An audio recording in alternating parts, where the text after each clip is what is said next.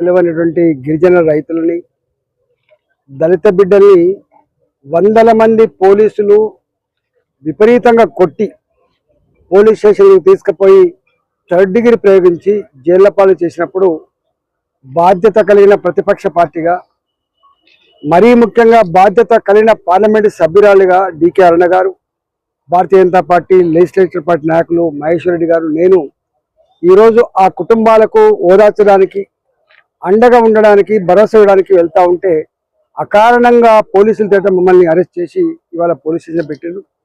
ఎప్పుడు ఇట్లాంటి దుర్మార్గమైనటువంటి ముఖ్యమంత్రిని, ఇట్లాంటి దుర్మార్గమైన ప్రభుత్వాన్ని చూడలేం. ఇవాళ మరి ఆయనకు ఆదర్శం కేసీఆర్ గారు ఉన్నట్టున్నది. గతంలో చిన్న పిలుపునిచ్చినా కూడా హౌస్ అరెస్ట్ల పేరిట ఆనాడు ప్రజాస్వామ్యాన్ని కాలరాసి నియంతలాగా వివరించినటువంటి వాళ్ళకు ఏ గుణపాఠం దక్కిందో రేపు రేవంత్ రెడ్డి ప్రభుత్వానికి కూడా అదే గుణపాఠం దక్కుతుంది.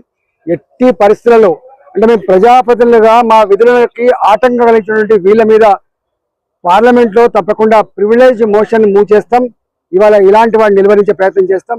అవసరమైతే కోర్టులలో కూడా వీటి మీద మేము ఫైల్ చేస్తామని చెప్పి తెలియజేస్తా ఉన్నాం. యావత్ తెలంగాణ ప్రజలారా, ఇలాంటి దుర్మార్గమైనటువంటి రేవంత్ రెడ్డి ప్రభుత్వాన్ని, ఇవాళ ప్రజల సమస్యలు పరిష్కరించడంలో విఫలమైనటువంటి రేవంత్ రెడ్డిని అడుగడుగున నిలువరించే రోజు వస్తుందని చెప్పి హెచ్చరిస్తా ఉన్నా. ఇంతకుముందు డికే అరుణ గారు చెప్పినట్టుగా ఆ ప్రభుత్వం పతనమవడానికి సంవత్సరాలు పట్టింది. కానీ ఈ ప్రభుత్వం రేవంత్ రెడ్డి సర్కార్ ప్రజాక్షేత్రంలో విఫలమవడానికి, ప్రజాక్షేత్రం తూ అనిపించుకోవడానికి నేడు కూడా పట్టలేదు. తప్పకుండా ఇలాంటి నియంత్రణతో ప్రభుత్వాన్ని గద్దెదించడానికి ప్రజలు రాబోయే కాలంలో సమాయత్తమవుతారని చెప్పి హెచ్చరిస్తా ఉన్నాం.